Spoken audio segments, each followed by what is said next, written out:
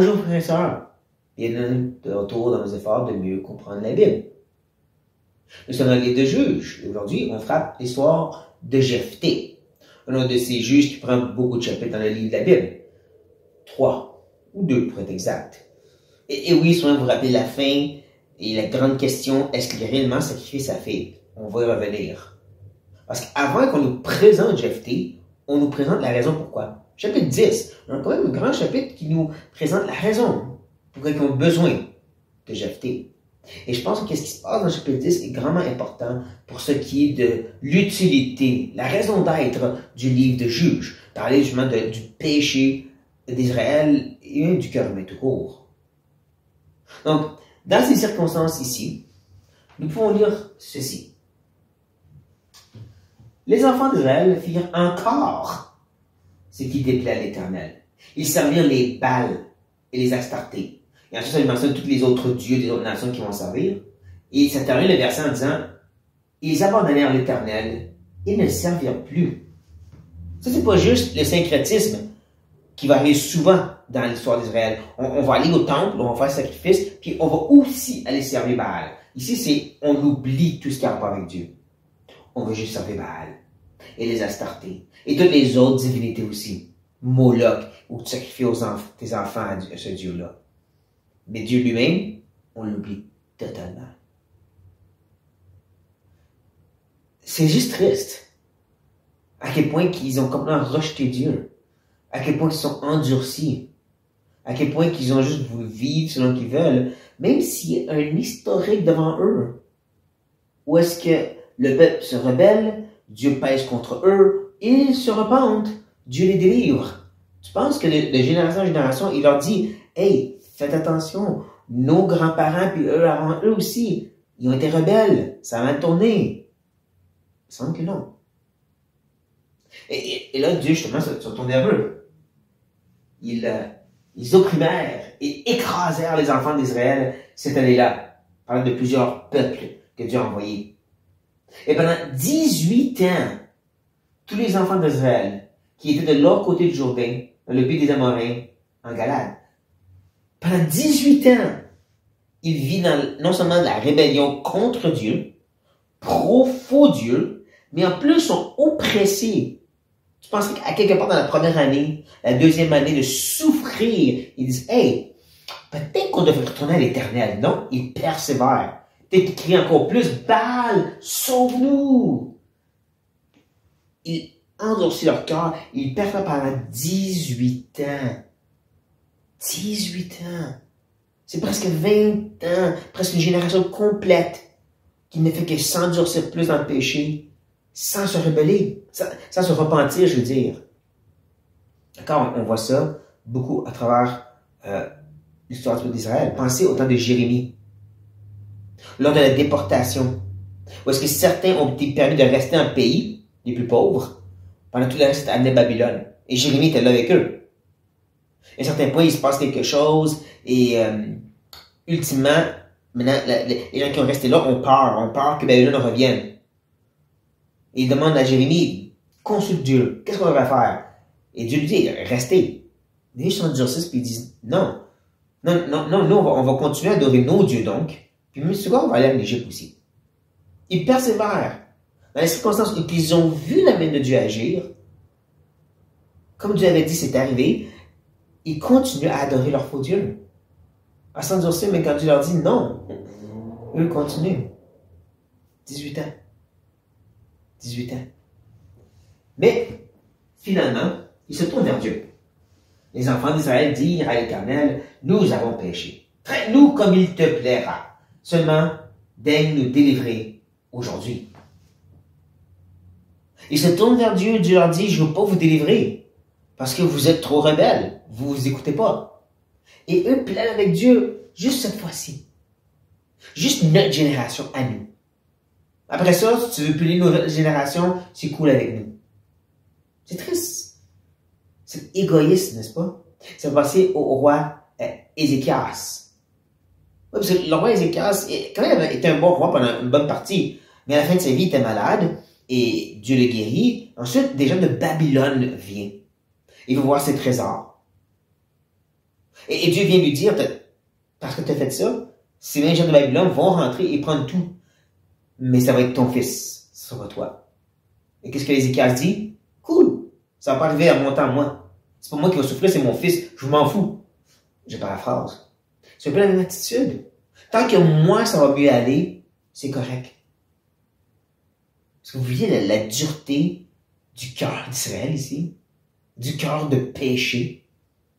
Non seulement être indifférent devant la main de Dieu qui dit arrête pendant 18 ans, même Dieu qui dit non, je ne vais pas vous délivrer, et la seule réaction qu'ils ont, c'est de dire avec égoïsme la plus totale, ok, mais fais juste nous délivrer maintenant, puis on s'en fout des autres après.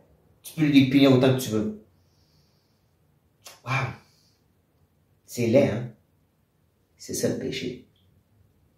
Mais c'est ça aussi dans lequel le peuple baigne dans la vie de Jephthé. On voit que Israël, comme j'ai dit, il s'est détourné de Dieu totalement pendant 18 ans. Il s'est tourné vers les faux dieux. Et même s'il y a un sens qui retourne vers Dieu, c'est pas complètement. Ça, c'est encore la réalité dans laquelle l'histoire de Jephthé baigne. Faut pas oublier ça. Hein, ils sont encore dans la mentalité des faux dieux où si tu leur sacrifies tes enfants, littéralement, pour avoir leur bénédiction. Une mentalité qui ont mis de côté Dieu, puis que même quand ils se tournent vers Dieu, c'est pas pour seulement parler avec lui. C'est plus dans le sens de régler nos problèmes. Et que oui, ça va dire ensuite qu'ils vont abandonner les idoles, ça va être comme ça, abandonner les idoles et se retourner vers Dieu, mais là on parle de 18 ans qui ont vraiment vécu dans un autre monde, puis le jour au lendemain, vous devez comprendre comment servir Dieu. Ouais, non, je pense pas. C'est un petit peu comme justement dans le royaume du Nord, où est-ce que plus tard, le peuple des Assyriens vont envoyer des jeunes d'autres nations vivre dans le royaume du Nord avec les Juifs qui vont s'intermélanger et qui vont faire toutes sortes de fausses adorations à des faux dieux. Dieu va les punir par des animaux sauvages et on va venir leur enseigner comment servir Dieu, mais c'est selon les royaumes du Nord, pas le tribu de Juda où est-ce qu'il y a le temple.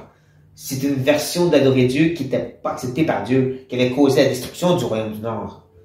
Il y a vraiment un syncrétisme où est-ce qu'ils vont adorer l'Éternel comme ils seront enseignés, de façon samaritaine, en plus d'adorer leur faux Dieu. C'est pas beau. Et ça ressemble un peu à ça, présentement. Encore tout ça, c'est la réalité dans laquelle l'histoire de Jephthé baigne. Et là, on arrive à l'histoire de Jephthé. Je ne vais vraiment pas regarder l'histoire au complet, mais c'est vraiment juste une question provocative et juste comme troublante. Est-ce qu'il a vraiment sacrifié sa fille? Prenons note de ce qu'il dit, premièrement. Voici comment le vœu qu'il fait envers Dieu. Encore, le Dieu, comment il le comprend, cet homme qui fait partie de la génération qui ont repoussé l'Éternel et qui adore les faux dieux. Il y a une notion de Dieu, mais c'est les faux dieux surtout. Quiconque, et ça c'est important, pas quoiconque, quiconque, il s'adressait à une personne. Quiconque sortira des portes de ma maison, au-devant de moi, à mon heureux retour de chez les fils d'Amon, sera consacré à l'Éternel. Et c'est là souvent les gens arrêtent, c'est juste consacré. Et elle va devenir comme une sœur dans un couvent. Maintenant, parce qu'il ajoute, et je l'offrirai en holocauste. Ça, c'était les sacrifices qui étaient brûlés vivants. Pas brûlés vivants, brûlés totalement. Je vais faire attention ici. Brûlés totalement, consumés, jusqu'à ce que c'était tout noir. Ça se mangeait même pas, l'holocauste n'était pas mangé par les prêtres. C'était tout brûlé. Enfin, totalement à Dieu, dans ce sens-là. Il n'est pas façon de s'en sauver, il parle vraiment de brûler totalement cette chose qu'il a consacrée à Dieu. Et ça est arrivé à la fameuse histoire avec sa fille qui est la personne qui sort de la maison. Quiconque, ça rappelle un serviteur, il a dit, pfiou, c'est juste un des serviteurs. Mais ça finit par être sa fille. Sauf que c'est quand même l'idée qu'il va consacrer à l'Éternel en l'offrant en holocauste. Je sais qu'il y a deux façons de l'approcher. La première, de dire qu'il est, comme je l'ai mentionné, sa fille s'est pas mariée, elle était dédiée à Dieu dans au tabernacle, où est-ce qu'il servait Dieu auprès de l'autel qui était là et tout. Elle était vraiment juste dédiée à Dieu, de cette façon-là. Mais je pense que le langage qu'on a, et en même temps, la réalité historique dans laquelle baignait Jephthé nous amène à la deuxième option qui est plus troublante. Sacrifice humain. Et je suis pas en train de dire que c'est la réponse par excellence, mais juste montrer à quel point qu'est-ce que c'est ça que ça fait de péché. Disons que c'est celui-ci, c'est vraiment pour démontrer à quel point que quand tu repousses Dieu et tu te donnes n'importe quoi qui est présent dans ta vie, qui est présent dans ta culture, comme les faux dieux qui venaient de ces cultures-là, c'est là que tu t'emmènes. Je crois que ça fait du sens. C'est comme une petite phrase qui sort de la bouche de Jephthé. Quand les fameux fils d'Amon viennent puis dire redonnez-nous une partie du territoire qui nous appartient, de l'autre côté du Jourdain. Voici la réponse de Jephthé. Ce que ton Dieu Kémosh te donne à posséder, ne le posséderas-tu pas.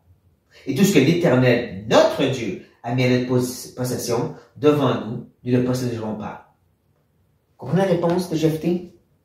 Notre Dieu nous a donné ceci, et ton Dieu, comme s'il y avait une égalité. Nous, on adore l'Éternel, vous adorez Kémosh. Kémosh a agi pour vous donner ceci. Et nous, l'Éternel, le temps qu'il peut lui comprendre de l'Éternel, ben, ce Dieu-là nous a donné ça. Tu vois que c'est pas vraiment un croyant qui a une pleine compréhension qu'il y a juste un seul Dieu. C'est pour ça encore, je crois que c'est ce qui arrive quand tu baignes dans cette culture où que tu as repoussé Dieu et que tu te donnes à la mentalité qui est présente. Ça t'amène au point où tu es prêt à faire quelque chose de si fou, pensant honorer Dieu. Mais bon, soyez libres d'un désaccord. Quand même, on peut voir au moins dans tout ceci à quel point c'était corrompu et vraiment horrible. Qu'est-ce qui s'est passé avec cette nation lorsqu'ils ont arrêté d'adorer Dieu? Et avant de regarder à l'extérieur et dire, ouais, cette culture-là, ce peuple autour de nous, dans l'Église. Car c'est plus Dieu comme lui-même nous a prescrit de l'adorer, de servir, de suivre, d'être l'Église. Il peut se passer de très mauvaises choses. On peut aussi lui offrir des sacrifices qu'on pense qu'il va accepter, mais que c'est vraiment un débauche total. Mais bon, je ne vais pas trop m'embarquer sur ces choses. Juste réfléchissez attentivement à cet exemple de l'histoire de Jephthé, frères et sœurs. Soyez bénis.